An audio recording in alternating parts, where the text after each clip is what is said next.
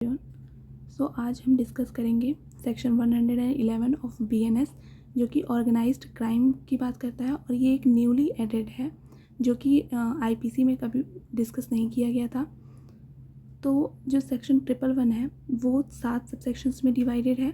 और जो definition provide की गई है सबसेक्शन 1 में वो वर्ड इंक्लूडिंग यूज़ करता है, जिसका मतलब ये है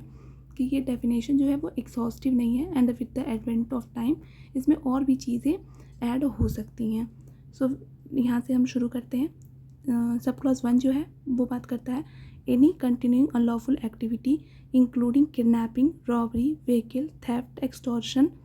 land grabbing, contract killing, economic offence, cyber crimes, trafficking of person, drugs, weapons और इलिसिट गुड्स और सर्विसेज,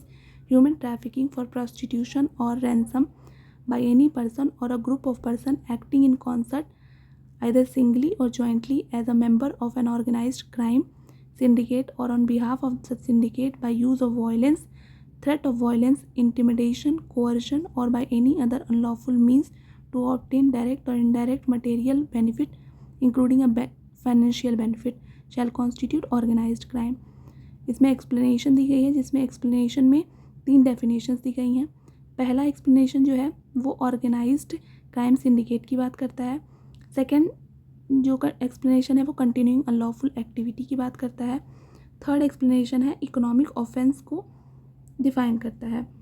सेकंड क्लॉज जो है 111 का वो बात करता है whoever commits organised crime, that is punishment की बात करता है और इसको 2 पार्ट्स में डिवाइडेड है। अगर ऑर्गेनाइज्ड क्राइम की वजह से कोई डेथ कॉज होती है तो फिर वहाँ पे जो ऑफेंडर है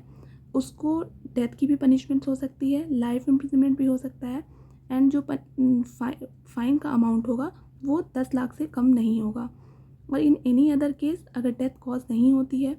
तो फिर उसकी जो पनिशमेंट होगी वो 5 साल से कम नहीं होगी और लाइफ इम्प्रिजनमेंट तक एक्सटेंड कर सकती है और जो फाइन का अमाउंट होगा वो 5 लाख से कम नहीं होगा।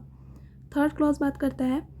whoever abates, attempts, conspires or knowingly facilitate the commission of an organized crime or otherwise engage in any act preparatory to an organized crime, तो इम्प्रिजनमेंट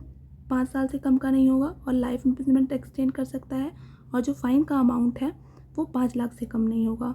फोर्थ क्लॉज बात करता है any person who is a member of an organised crime syndicate,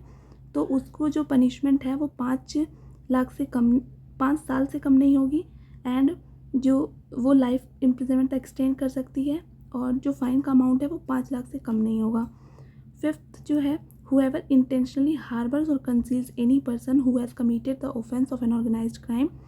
तो imprisonment जो है वो 3 साल से कम नहीं होगी और ये एक्सटेंड कर सकती है लाइफ इम्प्रिजनमेंट तक और फाइन का अमाउंट जो है वो 5 लाख से कम नहीं होगा। इसमें एक प्रोवाइजो दिया हुआ है जिसमें बताता है कि ये स्पाउस के ऊपर एप्लीकेबल नहीं होगा। 6 है whoever possesses any property derived or obtained from the commission of organized crime or proceeds of any organized crime or which has been acquired through the organized crime, तो वहाँ पे इम्प्रिजमेंट जो है वो 3 साल से कम की नहीं होगी एंड विच में extend to imprisonment for life and shall also be liable to fine which shall not be less than 2 lakh rupees.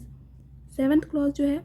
बात करता है if any person on behalf of a member of an organised crime syndicate is or at any time has been in possession of movable or immovable property which he cannot satisfactorily account for, तो वहाँ पे जो इसका imprisonment होगा वो 3 साल से कम नहीं होगा और वो एक्सटेंड कर सकता है अप टू 10 ईयर्स और जो फाइन का अमाउंट होगा वो 1 लाख से कम नहीं होगा। Thank you so much.